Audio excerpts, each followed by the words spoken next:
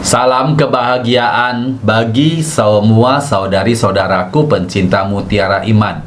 Setiap dari kita selalu ingin menjaga penampilan dengan berpakaian rapi, atau kita menjaga kesehatan kita dengan bertanya ataupun mengecek apakah saya terjangkit COVID-19, apakah kolesterol saya masih tinggi, apakah gula darah saya masih tinggi, dan lain sebagainya. Tetapi jarang kita memeriksa kesehatan spiritual kita yang akan membawa kita semakin dekat dengan kehendak Allah dengan melakukan kehendaknya. Oleh karena itu, kita sekarang akan bersama-sama belajar tentang 7 dosa-dosa pokok. Setiap manusia lemah atau mudah tergoda, setidaknya di salah satu area ini, dan mungkin di beberapa di antaranya dosa-dosa tersebut. Dan ini biasanya menjadi fokus serangan si jahat dan membuat kita semakin jauh dari Allah. Mari kita pelajari bersama.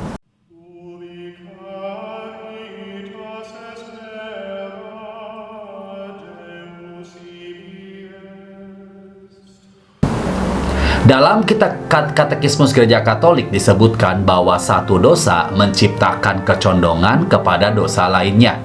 Pengulangan perbuatan-perbuatan jahat yang sama mengakibatkan kebiasaan yang buruk.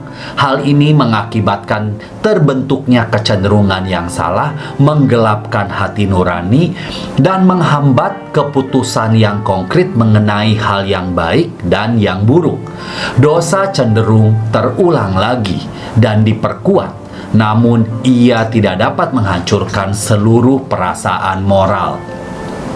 Kebiasaan buruk dapat digolongkan menjadi kebajikan yang merupakan lawannya atau antidotnya, atau juga dapat dihubungkan dengan dosa-dosa pokok yang dibedakan dalam pengalaman Kristiani menurut ajaran Santo Yohanes Cassianus dan Santo Gregorius Agung.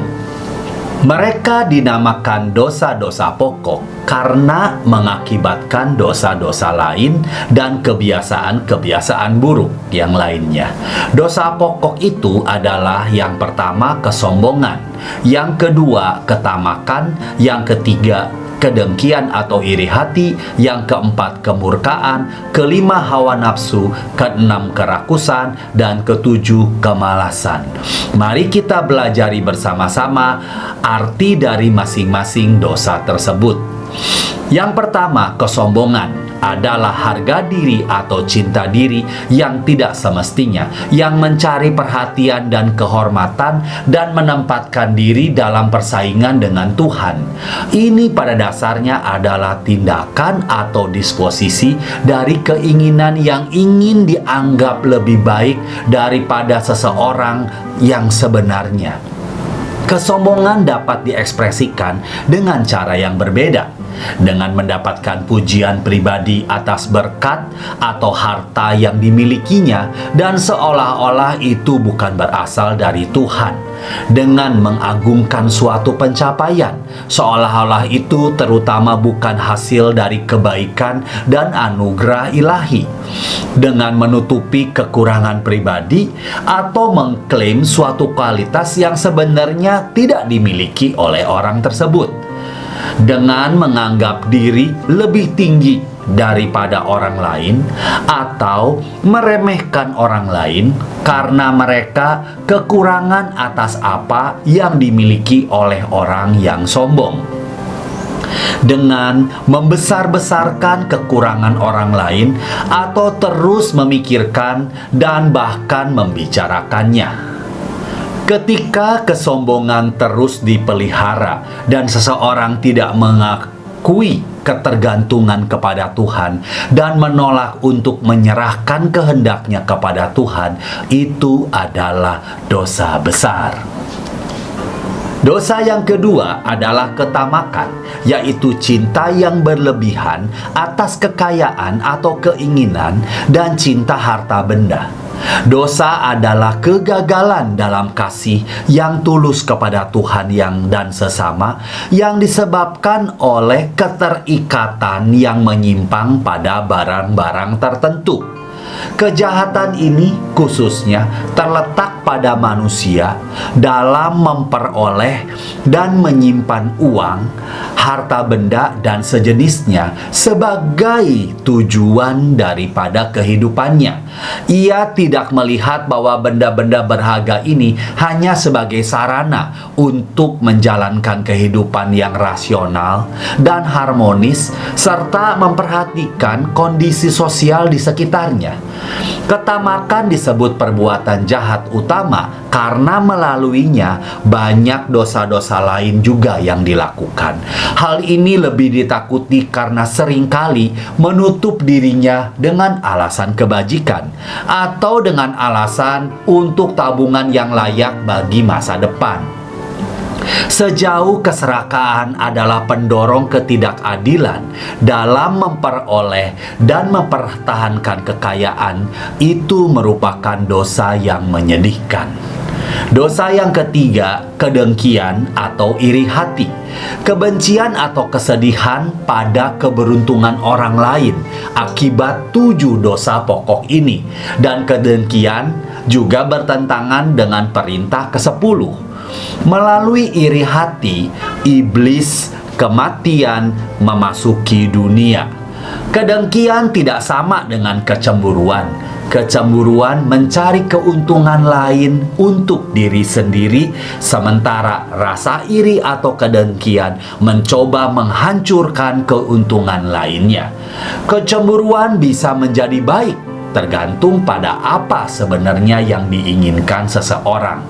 Santo Paulus menulis bahwa kerasulannya adalah untuk membuat sesama bangsa Yahudi cemburu pada orang Kristen, bukan agar mereka menganiaya dan mencoba untuk menghancurkan mereka, seperti dalam arti dengki atau iri hati, tetapi agar mereka mencari keuntungan spiritual dari pertobatan kepada Kristus. Lihat di Roma 11 ayat 15. Dosa keempat, kemurkaan, adalah perasaan benci atau marah yang tidak terkendali. Kemarahan adalah keinginan untuk membalas dendam. Tuhan berkata, setiap orang yang marah dengan saudaranya akan mempertanggungjawabkan untuk penghakiman. Bagaimana kita menilai itu tergantung pada kualitas balas dendam dan kuantitas daripada hasrat itu sendiri. Jika ini sesuai dengan alasan yang seimbang, kemarahan bukanlah dosa.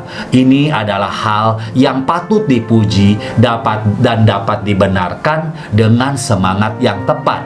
Itu menjadi berdosa ketika berusaha untuk melampiaskan dendam kepada orang yang tidak pantas mendapatkannya, atau pada tingkat yang lebih besar dari yang seharusnya, atau bertentangan dengan hukum, atau dari motif yang memang tidak baik. Dosa ini kemudian bisa mematikan jika berlawanan dengan keadilan dan kasih.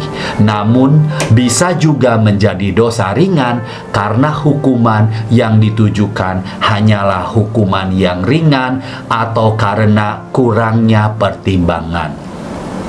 Demikian pula kemarahan adalah dosa ketika ada kekuatan yang tidak semestinya, baik di dalam maupun di luar.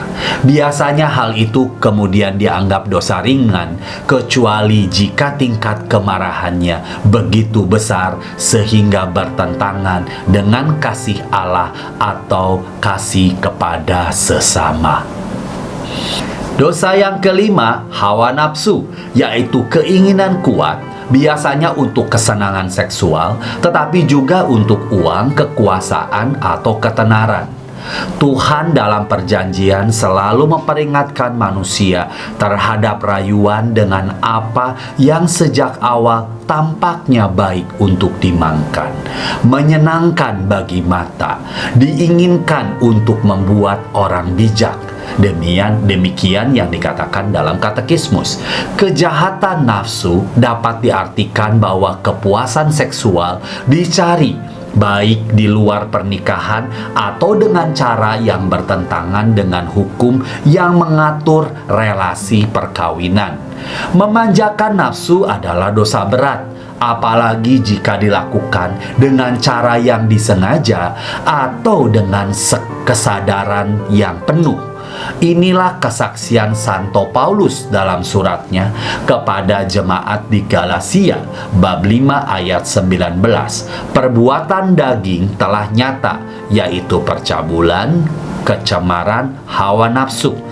Terhadap semuanya itu kuperingatkan kepadamu, seperti yang telah kubuat dahulu, bahwa barang siapa melakukan hal-hal yang demikian, ia tidak akan mendapat bagian dalam kerajaan Allah. Ajaran ini berlaku untuk dosa di luar dan di dalam.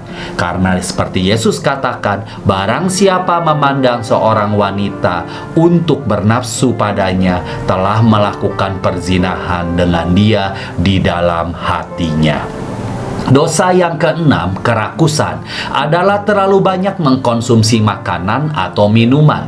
Kebajikan kesederhanaan membuat kita menghindari segala jenis kelebihan. Penyalahgunaan makanan, alkohol, tembakau, ataupun obat-obatan. Kerusakan moral yang terlihat dalam sifat buruk ini terletak pada pembangkangannya terhadap tatanan yang didalilkan oleh akal sehat, yang menetapkan sesuai dengan kebutuhan sebagai suatu ukuran kesenangan dalam kita mengkonsumsi makanan ataupun minuman. Seorang yang rakus menginginkan hal-hal yang seperti misalnya terlalu cepat, terlalu mahal, terlalu banyak, terlalu bersemangat, terlalu anggun. Jelaslah, orang yang menggunakan makanan atau minuman sedemikian rupa untuk mencederai kesehatannya atau untuk merusak mental yang diperlukan untuk melaksanakan tugasnya adalah bersalah atas dosa kerasukan.